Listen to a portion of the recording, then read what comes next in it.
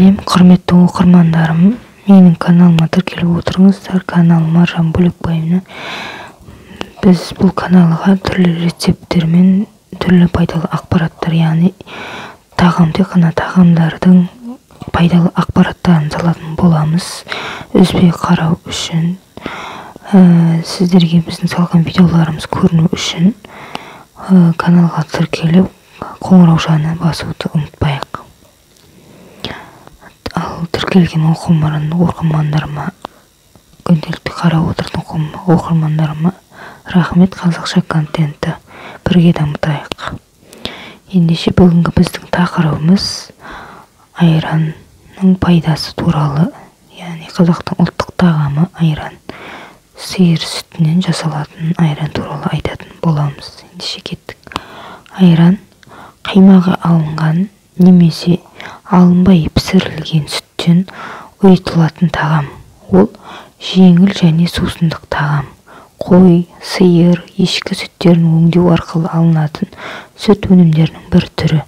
Сүтті мәлім температурада жылытып, оған ұйытқы қосып, ағаш немесе шыны ыдыстарға құйып, бүркеп жылы орынға қояды. 3-4 сағаттан соң сүт ұйып айранға айналады. Дені сау жас сиырдың қаймағы алынбаған сүтінен ұйытылған айран тамақ әрі дәрі болады.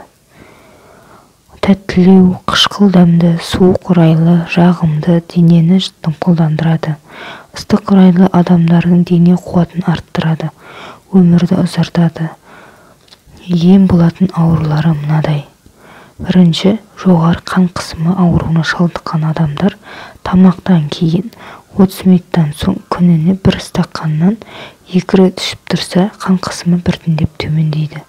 Екінші, нерв қызметінің қалыпсыздығынан ұйқы қашуда, әр күні жатар алдында бабымен әзірленген айраннан бір шыны ішіп жатса, нерв тынышталып ұйқы жақсарады.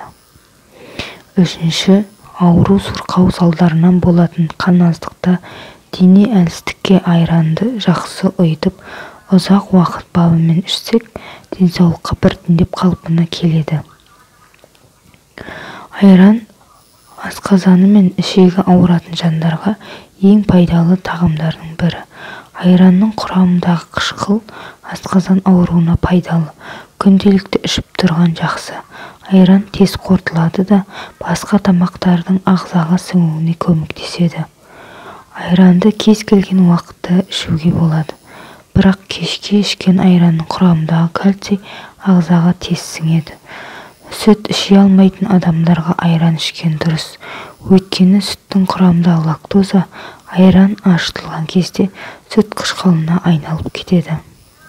Айран көздің көру қабілетін арттырады. Құрамындағы А дәрумені тері қабатының жұмсақ әрі әдемі болуын қамтамасыз етіп отырады.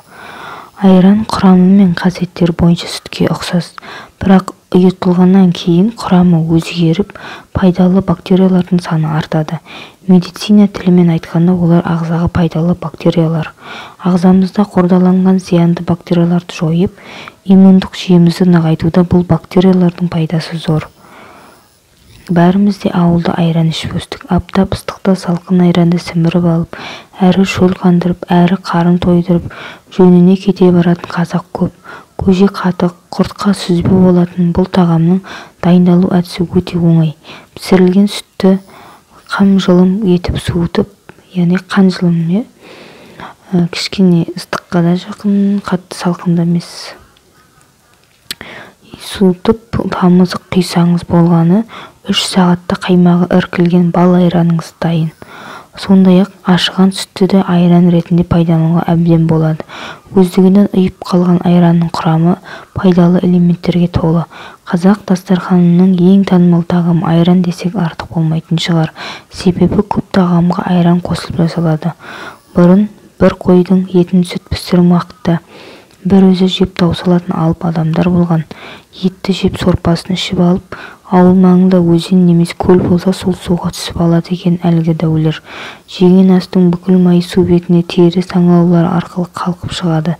Салқын судан соң міндетті түрде айран ішеді. Бұл батырлар үшін ас қорыту жолдарын тазартып, ішек жұмысын қалыпқа келтіріп, артық салмақты жоюға мол септігін тигізетін сусын ретінде пайдаланылған. Айранның пайдасын бүгінгі ұрпақ та жақсы біледі. Дәрігерлер әрбір науқастың рационында міндетті түрде айран болғандығы жөн дегенді жиі айтады. Себебі науқас адам сауығу үшін түрлі дәрілерді қабылдайды. Олардың барлығы да пайдалы деп айту қиын. Ішек қызметін бұзып, қарын түктерін қабындырады. Салдары асқазан ауруына алып келеді. Ал сол дәрілерді айранмен бірге қабылдаған адамның жазылуы тез болады. Себебі айран ағзадағы зат алмасуға қатысып, иммундық жүйенің жұмысын жақсартады. Айран ұйытылатын сүттің сапасына тікелей байланысты. Майлы, қаймақты сүттен дәл сондай майлы және қаймақты айран шығады. Бірақ майлылығы аз айранның пайдасы мол. Ондай айранның құрамындағы микроэлементтер ағзадағы түрлі ауру тудырушы бактерияларды жойып, созылмалы аурулардың алдын алады. Мұндай айран әсіресе балаларға өте пайдалы. Яғни майлылығы аздау деген бұл тоқ сепарат бар емес па? Сол тоқ сепараттан тартылған, қаймағы бөлек шыққан, сүті бөлек шыққан, сол сүті бөлек шыққаннан айранды айтқан кезде майлылығы аз айран болып шығады. Осыны айтамыз. Осы айран, яғни қаймағы айырылып түскен сүттің айраны балаларға өте сіңімді. Әсіресе кішкентай 1 жасқа толмаған, 1 жас, 2 жас, 3 жаста балалар көбінесе айран ішеді ғой. Сол балаларға тартылған, яғни тартылған айран жақсы, тартылған айран бер деп жатамыз ғой. Сол майлылығы аз айран. Ағзадағы ас қорыту жүйесіне қатысатын мыңдаған бактериялар өзара қатынасқа түседі. Қабылдаған тағамның тез қорытылып, сіңіріліп және тиісті пайдасын тигізу үшін өзара күреседі. Сүт өнімдерін жақтырмайтын адамдар да болады. Олардың ағзасы сүт құрамындағы лактоза деп аталатын элементті көтере алмайды. Салдарынан іш кеуіп, дисбактериоз деп аталатын дерт пайда болады. Ал айранды көтере алмайтын ағза жоқ. Құрамындағы пайдалы бактерияларынан бөлек кальций мен калибр, ал бұл элементтердің ағзада алатын орны зор екендігі белгілі. Сонымен қатар айран көздің көру қабілетін арттырады.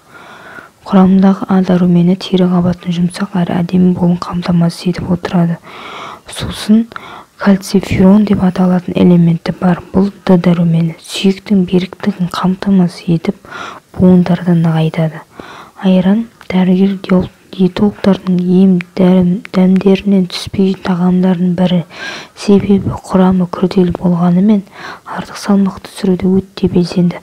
Сондай-ақ ауыр және майлы тағамдардан кейін айран ішу көп калорияны жойып, семіздікке апармайды. Құрамындағы фосфор түрлі инфекциялардың алдын алып, ағзаның жалпы күшін арттырады. Айран деген құт қой, мүмкіндігінше дастарханнан үзбеуіміз керек. Қазір жастар бұл ағарғанға мән бермейтін болды. Немерелерімізге айран берсек, йогурт одан пайдалы деп ойлайды ма? Келіндер сол боялған тәтті айранды береді. Онысы сары, қызыл, тіпті көк қой. Әрине бояуы бар. Мүмкін иісі жүрегіңді айнытады. Одан да үйдегі айранға тәтті тосапты қосса, дүкендегі йогурт болады ғой. Тосап яғни әрине ғой. Қоспасыз, бояусыз қант қосып, бал қосып іше бер. Аузынан ақ кетпеген баланың денсаулығы мықты болады. Балаларымыздың барлығында айран сүтпен өсірдік. Ауру сырғауды білмеуші едік. Осының барлығы да ұлттық асымыздың, ұлттық сусындарымыздың арқасы. Мұны әрбір келін, әрбір ана білуі керек. Яғни бұны жазып отырған ұл бала апа дейді. Көп адам айранды ұйқы алдында, яғни түсінде ішеді. Мұның да өзіндік сыры бар. Айран жүйке жүйесіне де оң әсер етеді. Ұйқысыздық және соңғы кезде әрбір адамды мазалап жүрген стресстік жағдайды емдейді. Тыныш әрі жақсы ұйқыны қамтамасыз етеді. Бұдан бөлек түнде ішілген айран ағзаны кальциймен толықтай қамтамасыз етеді. Ғалымдардың дәйегіне сүйенер болсақ, кез келген ағза кальций көлемін түн уақытында жақсы қабылдайды екен. Ағза толығымен тынығып, бұлшық физикалық белсенділіктен босайтындықтан кальцийдің сіңірілуі өте жақсы үрдісте жүреді. Кешкі ас толықтай сіңіріліп, таңертеңгі тәбет жақсы болады. Сондай-ақ бас терісінің құрғауы, қайызғақ, жыныстанған шаш сияқты мәселелерді апаларымыз бір кесе айранның көмегімен ақ жойған. Соңғы кезде сүт өнімдерінің арасында танымалдыққа ие болып жүрген айран бар, ол биоайран. Көп адам оны кәдімгі айраннан әлдеқайда пайдалы деп ойлайды. Ол шын мәнінде шала айтылған кәдімгі айран. Апаларымыз ұйытқан айранды уақытынан бұрын ашып ішсеңіз, биоайранның өзі. Ал сүт комбинаттары арнайы ашытқылармен дайындаған айраннан айырмашылық жоқ деуге де болады. Тек био деп айдар таққан айранның құрамы бифидобактериялармен байытылған. Бұл ішектегі патогенді, яғни зиянды бактерияларды жойып, іш құрысының саулығын арттырады. Айранды пайдалы тағам ретінде тұтынатындардың арасында косметологиялық мақсатқа пайдаланатындар да бар. Мәселен, шашты айранмен жуу, бас терісінің құрғауы, қайызғақ, жыныстанған шаш сияқты мәселелері апаларымыз бір кесе айран көмегімен жойған. Шаштың тамырын бекітіп, түсуін азайтатын, тарағанда оңай әрі сусылдап тұратын сүмбіл шаштар айранның көмегімен көптің қызығушылығын тудырады. Жоғарыда айтылған пайдалы элементтер мұнда да айрықша рөл атқарады. Шаштарды нәрлендіріп, жылтырауына сеп болады, тез өсуіне ықпал етеді. Сонымен қатар айраннан қыз-келіншектер маска жасаса да болады. Ол үшін аса күрделі технология қажет емес. Қою айранның өзін тазартылған бетке жақса теріні нәрлендіріп әр береді. Терең әжімдердің алдын алады. Ал бір стақан айранға бір қасық бал қосып жақсаңыз, құрғақ тері үшін таптырмас дауа. Бет терісінің қалпына келтіріп, зат алмасу процесін жақсартады. Тері астындағы өлі жасушалардың шығуына жол ашып демалдырады.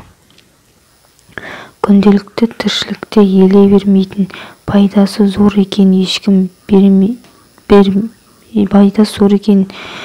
елей бермейтін айранның қасиеті осы. Апаларымыздың ағарған іш деп отыратын ескертулерінің астында қанша мән жатқанын біле бермейміз. Көп тағамның дәмін арттырып, тәбетіңді ашатын айранның сыры мұнымен біткен емес. Дастарханымыздан ақ кетпесін.